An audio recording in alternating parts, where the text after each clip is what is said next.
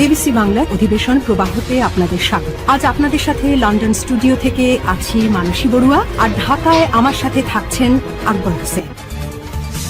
জানিয়ে দেব এই মুহূর্তে হাতে পাওয়া সর্বশেষ গুরুত্বপূর্ণ আপডেট আন্তর্জাতিক সংবাদ। শুরুতেই থাকছে রিজার্ভ সেনা এবং ট্যাঙ্ক সংকটে ইসরায়েল আনাদোলু এজেন্সির খবর। রিজার্ভ সেনা সদস্য এবং যুদ্ধের জন্য প্রস্তুত ট্যাঙ্কের ঘাটতির মুখে পড়েছে ইসরায়েলি সামরিক বাহিনী। দেশটির কয়েকটি রিজার্ভ ইউনিট কার্যত ভেঙে পড়ার কাছাকাছি পৌঁছেছে বলে জানিয়েছে ইসরায়েলি আর্মি রেডিও। এবারে জানাবো হরমুজের পাশাপাশি অন্যান্য বাণিজ্য পথও বন্ধ করে দেব আইআরজিসির হুঁশিয়ারি। যুক্তরাষ্ট্রে নতুন করে ইরানের সামরিক স্থাপনায় হামলা চালানোর পর মধ্যপ্রাচ্যে আবারও গুরুত্বপূর্ণ বাণিজ্য পথ বন্ধ করে দেওয়ার হুমকি দিয়েছে ইরান। জানাবো নেতানিয়াহুকে সিরিয়া লেবানন থেকে সেনা সরিয়ে নিতে বললেন ডোনাল্ড ট্রাম্প। মার্কিন প্রেসিডেন্ট ডোনাল্ড ট্রাম্প সম্প্রতি ফোন আলাপে ইসরায়েলের প্রধানমন্ত্রী বেনিয়ামিন নেতানিয়াহুকে সিরিয়া এবং লেবানন থেকে দেশটির প্রতিরক্ষা বাহিনীর সেনা সরিয়ে নেওয়ার আহ্বান জানিয়েছেন। এদিকে যুক্তরাষ্ট্রের হামলার মধ্যেই কাতার সফরে ইরানের পররাষ্ট্রমন্ত্রী। কাতারের সাবেক আমির শেখ হামাদ বিন খলিফা আল থানির মৃত্যুতে শোক প্রকাশ এবং দেশটির নেতৃত্বের প্রতি সমবেদনা জানাতে দোহা সফরে গেছেন ইরানের পররাষ্ট্রমন্ত্রী আব্বাস আরাকচি। যুক্তরাষ্ট্রের হামলা উপসাগরীয় অঞ্চলে চলমান উত্তেজনার মধ্যেই তিনি কাতারে গিয়েছেন।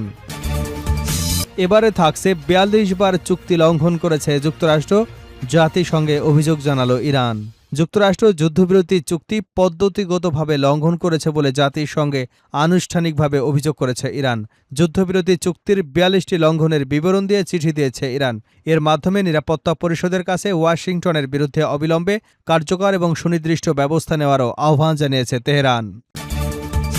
এবং সর্বশেষ জানাবো বিশ্বকাপ থেকে বিদায়ের পর ফ্রান্স জুড়ে উত্তেজনা, গ্রেপ্তার ১৬০। বিশ্বকাপের সেমিফাইনালে স্পেনের কাছে ২-০ গোলে হেরে বিদায় নেওয়ার পর ফ্রান্সের একাধিক শহরে উত্তেজনাপূর্ণ পরিস্থিতির সৃষ্টি হয়েছে।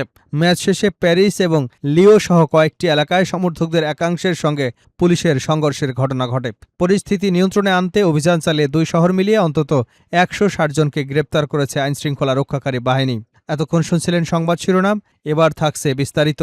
দর্শক, অনুরোধ থাকবে এই ভিডিওতে একটি লাইক দিন, কমেন্টস করে জানিয়ে দিন এই ভিডিওটি আপনি কোন জেলা থেকে দেখছেন এবং শুনছেন। নিত্য নতুন আপডেট সংবাদ পেতে চ্যানেলটি সাবস্ক্রাইব করে বেল আইকনটি বাজিয়ে রাখুন।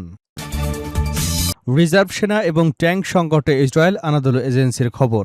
রিজার্ভ সেনা সদস্য এবং যুদ্ধের জন্য প্রস্তুত ট্যাঙ্কের ঘাটতির মুখে পড়েছে ইসরায়েলি সামরিক বাহিনী। দেশটির কয়েকটি রিজার্ভ ইউনিট কার্যত ভেঙে পড়ার কাছাকাছি পৌঁছেছে বলে জানিয়েছে ইসরায়েলি আর্মি রেডিও। বুধবার এক প্রতিবেদনে তুরস্কের রাষ্ট্রীয় বার্তা সংস্থা আনাদোলু এজেন্সি এ তথ্য জানায়। প্রতিবেদনে বলা হয়েছে, দ্য আর্মির warning of the collapse of the reserve forces শিরোনামে প্রকাশিত প্রতিবেদনে ইসরায়েলি আর্মি রেডিও জানায়, রিজার্ভ ব্রিগেড এবং ব্যাটালিয়নগুলো বর্তমানে নির্ধারিত জনবল নিয়ে কাজ করতে পারছে না।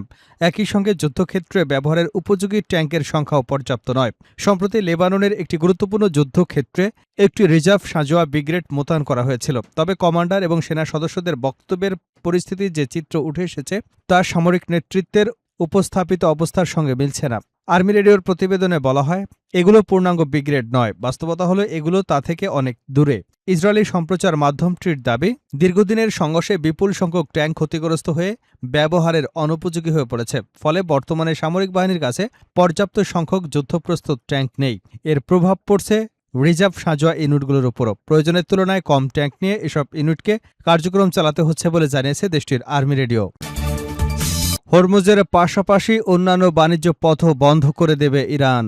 যুক্তরাষ্ট্র নতুন করে ইরানের সামরিক স্থাপনায় হামলা চালানোর পর মধ্যপ্রাচ্যের আরও গুরুত্বপূর্ণ বাণিজ্য পথ বন্ধ করে দেবার হুমকি দিয়েছে। ইরানের ইসলামী বিপ্লবী গার্ড বাহিনী জানিয়েছে, যুক্তরাষ্ট্র আগ্রাসন বন্ধ না করা পর্যন্ত হরমুজ প্রণালী বন্ধ থাকবে। পাশাপাশি অঞ্চলটির অন্যান্য তেল এবং গ্যাস রপ্তানির পথও বন্ধ করে দেওয়া হতে পারে বলে সতর্ক করেছেন তারা। সংবাদ মাধ্যম বিবিসির খবরে বলা হয়, এই সতর্কবার্তার মধ্যেই যুক্তরাষ্ট্রের সেন্ট্রাল কমান্ড জানায়, বুধবার সকালে তারা ড্রোন, বিমান এবং নৌবাহিনীর সমন্বয়ে ইরানের বিভিন্ন সামরিক লক্ষ্যবস্তুতে হামলা চালিয়েছে।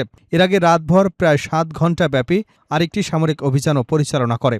যুক্তরাষ্ট্রের প্রেসিডেন্ট ডোনাল্ড ট্রাম্প বলেছেন, ইরান যদি আলোচনায় ফিরে না আসে তাহলে আগামী সপ্তাহে দেশটির সেতু এবং বিদ্যুৎ কেন্দ্রগুলোতে হামলা চালানো হবে। মঙ্গলবার রাতে সম্প্রচারিত special report with Bret Baier অনুষ্ঠানে দেওয়া এক সাক্ষাৎকারে ট্রাম্প বলেন, জ্বালানি স্থাপনাগুলোকে আমি শেষের জন্য রাখব, তবে শেষ পর্যন্ত আমরা জ্বালানি অবকাঠামোতেও হামলা চালাব। ট্রাম্পের এই বক্তব্য এমন সময় এলো যখন এর আগে তিনি বলেছিলেন হরমুজ প্রণালীতে 20% শুল্ক আরোপের যে হুমকি দিয়েছিলেন সেটির পরিবর্তে উপসাগরীয় দেশগুলোর সঙ্গে বৃহৎ বাণিজ্য এবং বিনিয়োগ চুক্তির দিকে এগোনো হবে। এদিকে মঙ্গলবার সন্ধ্যায় যুক্তরাষ্ট্র ইরানের বন্দরগুলোর উপর নতুন করে অবরোধ আরোপ করেছে। এর ফলে ইরানের বন্দর উপকূলীয় এলাকায় জাহাজে যাতায়াত কার্যকর বন্ধ হয়ে গেছে। এর জবাবে আইআরজিসি যুক্তরাষ্ট্রকে সতর্ক করে বলেছে, যুক্তরাষ্ট্র এবং তার মিত্রদের স্বার্থে ব্যবহৃত অন্যান্য তেল এবং গ্যাস রপ্তানির পথও বন্ধ হয়ে যেতে পারে। তবে কোন কোন পথ বন্ধ করা হতে পারে সে বিষয়ে বিস্তারিত কিছু জানায়নি বাহিনীটি। নেতানিয়াহুকে সিরিয়া লেবানন থেকে সেনা সরিয়ে নিতে বললেন ডোনাল্ড ট্রাম্প।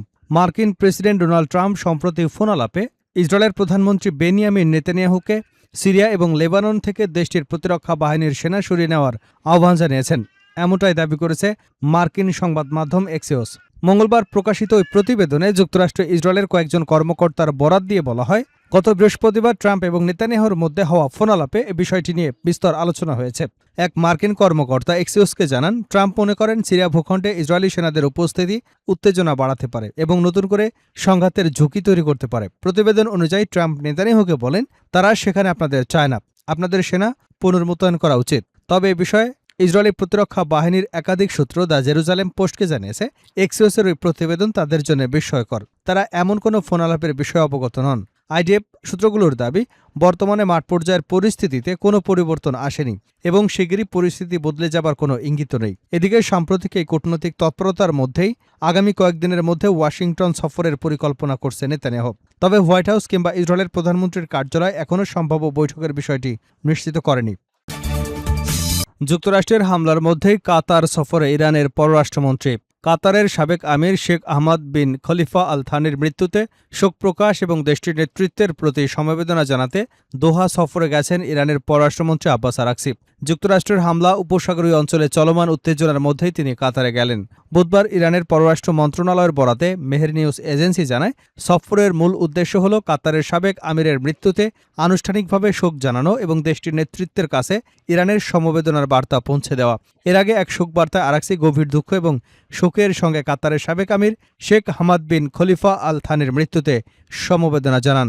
তিনি কাতারের বর্তমান আমির Sheikh Tamim bin Hamad Al Thani রাজপরিবার এবং কাতারের জনগণের প্রতি আন্তরিক সমবেদনা প্রকাশ করেন। উল্লেখ্য, কাতারের বর্তমান আমির Sheikh Tamim bin Hamad Al থানির পিতা দেশটির সাবেক আমির Sheikh Hamad bin Khalifa Al Thani দীর্ঘদিন অসুস্থ এবং বার্ধক্যজনিত জটিলতায় ভোগার পর শনিবার ইন্তেকাল করেছেন।